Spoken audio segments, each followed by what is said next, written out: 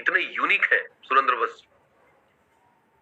एक बार जा रहे थे वाराणसी से दिल्ली, कहीं से आ रहे थे वो, उनकी ट्रेन छूट गई।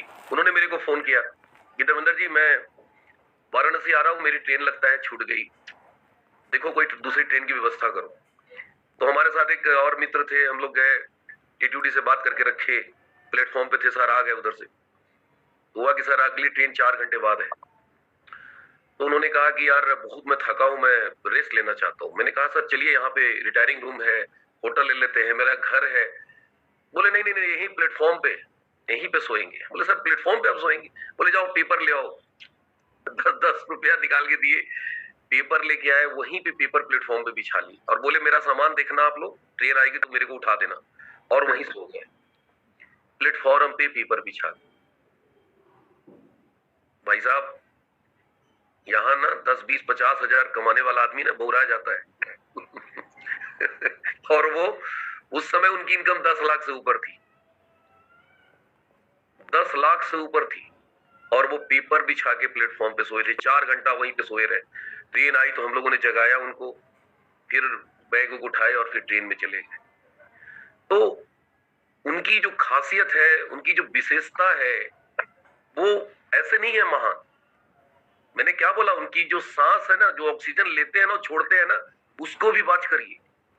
उनकी एक एक शब्द कितना महत्वपूर्ण है, आप अंदाजा नहीं लगा सकते। बहुत सारे लोग कल मीटिंग में आए लेकिन नोट नहीं किए, लेकिन कुछ लोगों ने नोट किया। मैं देख रहा था कागज से पढ़ रहे थे वो। ये कामयाब लोग हैं भैया, ये कामयाबी की मिसाल है ये। आज ऐसे नहीं पूरे हिंदुस्तान को वो चला रहे हैं। आज वो एक शब्द बोलते हैं ना, उनकी आवाज आदरणीय तिलोकचंद छाबड़ा जी बहुत गंभीरता से लेते हैं। वो कहते हैं सुरेंद्र जी ने बोला है। बाकी लोगों की नहीं सुनते, लेकिन सुरेंद्र जी की बात जरूर सुनते हैं, क्योंकि वो कहते हैं कि मैं अपना भविष्य सुरेंद्र वत्स में देखता हूं। सोच के देखिए, ये चीज टीसी छाबड़ा जी बोलते हैं। तो ये कामयाब लोग, ये महान लोग ऐसे नहीं बनते महान, ये अपने कर्मों से बनते हैं, ये अपने त्याग से बनते हैं, ये अपनी कार्य क्षमता को डेवलप करके ऊंचाई तक जाते हैं। और हम में से ज्यादातर लोग गलती क्या करते हैं, हमेशा दूसरों में कमियां निकालते हैं, हमेशा दूसरों को चाहते हैं कि बदल जाए, दूसरे कर दे। और यही हमारी सबसे बड़ी गलती होती है दोस्तों। इस जिंदगी में याद रखिए, अगर आपको कोई डायमंड बना सकता है तो कोई और नहीं बना सकता, आप खुद हैं। आप कितने हंगर हैं, कितनी भूख है आपको, आप कितने हार्ड वर्कर हैं, आप कितना मेहनत कर रहे हैं, आप अपने डायमंड जाने के लिए आप कितना कीमत चुका रहे हैं, आप कितना त्याग कर रहे हैं, आप इस पर डिपेंड करता है आपकी सफलता।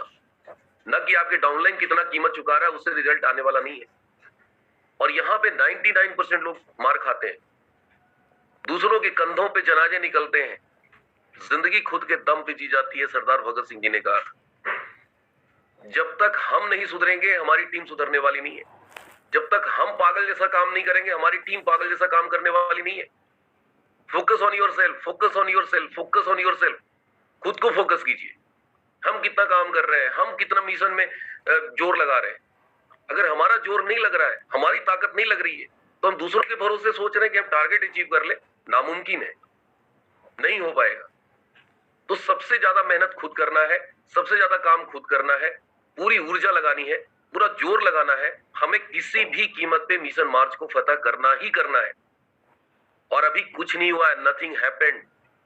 सर ने बोला था ना, अभी 17 दिन बचे हुए हैं, कुछ भी कर सकते हो 16 दिन में। 16 दिन 16 रातें बची हुई है। एकदम से बार बार विजुअलाइज करिए अपने टारगेट को, विजुअलाइज करिए अपनी रॉयल्टी को, विजुअलाइज करिए कि हम किसी भी कीमत पे हमें रॉयल्टी हमने कर लिया। नेक्स्ट क्लोजिंग सर ने बताया था कि अभी 3 क्लोजिंग करना है, पीछे की बात सर ने नहीं किया। 3 क्लोजिंग करना है। पहला क्लोजिंग 20 तारीख को सर ने बोला था, दूसरा क्लोजिंग 25 तारीख को, और आखिरी क्लोजिंग 31 से पहले, 31 तक नहीं लेके जाना है। तो पूरी ऊर्जा लगा के काम करनी है, बार बार विजुअलाइज करना है, बार बार अपने आने वाली अचीवमेंट को देखना है, अपनी आने वाली सफलता को देखना है, महसूस करना है कि मैं रॉयल्टी बन गया हूं, मैं टेक्निकल बन गया हूं, मैं रॉयल्टी बन गया हूं। बार बार विजुअलाइज करना है, बार बार उस चीज को देखना है, बार बार बार बार बार बार करना है। और मैं एक चीज जानता हूं, नथिंग इज इम्पॉसिबल। इस दुनिया में मुश्किल कुछ नहीं है दोस्तों, सब कुछ संभव है। बस जरूरत है स्ट्रॉन्ग विल पावर की, जरूरत है धधकती हुई इच्छा शक्ति की। एक भाई ने पूछा कि सर वो कहानी कौन सी, सुकरात वाली। मैं आपको सुनाता हूँ सुकरात वाली कहानी। सुकरात से एक बार उनके शिष्य ने पूछा कि गुरुजी, इस दुनिया में कामयाबी कैसे मिलती है? मैं बहुत कामयाब बनना चाहता हूँ, बहुत ऊंचाई पे जाना चाहता हूँ। गुरु सुकरात ने कहा कि चलो मेरे साथ।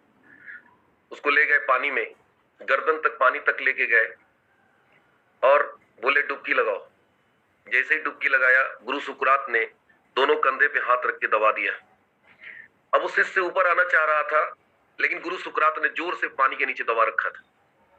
बहुत ताकत लगाया, बहुत ताकत लगाया, लेकिन गुरु सुकरात थे, ऊपर पानी के ऊपर नहीं आ पा रहा था। जैसे ही गुरु सुकरात को लगा कि अब इसकी आखिरी सांसें उखड़ने वाली है, तो गुरु सुकरात ने उसे छोड़ दिया और वो बहुत तेज गति से ऊपर आया और लंबा सांस लिया। गुरु सुकरात ने बोला कि अच्छा ये बताओ, पानी के नीचे तुम्हें सबसे ज्यादा किस चीज की जरूरत थी? उसने कहा कि ऑक्सीजन। बोले अगर तुमको किसी राज्य का राजा बनाया जाता तो कुछ देर और रुकते? बोले नहीं। बोले अगर तुम्हें बहुत सारी दौलत दी जाती तो कुछ देर और रुकता? बोला नहीं गुरुजी। बोले क्यों? बोले मुझे ऑक्सीजन की तड़प थी, मुझे सिर्फ ऑक्सीजन चाहिए था। तो गुरु सुकरात ने कहा कि जैसे तुम्हें ऑक्सीजन पाने की तड़प थी पानी के नीचे, वही तड़प जिस दिन कामयाबी की हो जाएगी, जैसे ऑक्सीजन मिल गया वैसे कामयाबी भी मिल जाएगी। कामयाबी की तड़प जब तक पैदा नहीं होगी तब तक कामयाबी मिलने वाली नहीं है। वो तड़प पैदा करनी होगी दोस्तों। ये तड़प बहुत कम लोगों के पास होता है। कामयाबी तो सबको चाहिए लेकिन सिर्फ चाहिए, तड़प नहीं है, वो पागलपन नहीं है, और वो लाना पड़ेगा। जब तक वो तड़प पैदा नहीं होगी तब तक वो सफलता नहीं मिलेगी। तो बहुत इंपॉर्टेंट है कि आपको रॉयल्टी चाहिए तो चाहिए, उसके लिए कुछ भी करना पड़े और वो तड़प पैदा करनी पड़ेगी। तो मैं चाहता हूं कि एक बार फिर से हम लोग विजुअलाइज करें, जितने भी साथी हैं सारे के सारे, चाहे वो गोल्ड हो, स्टार गोल्ड हो, प्लेटिनम हो, स्टार प्लेटिनम हो, अपने नेक्स्ट लेवल की विजुअलाइज करके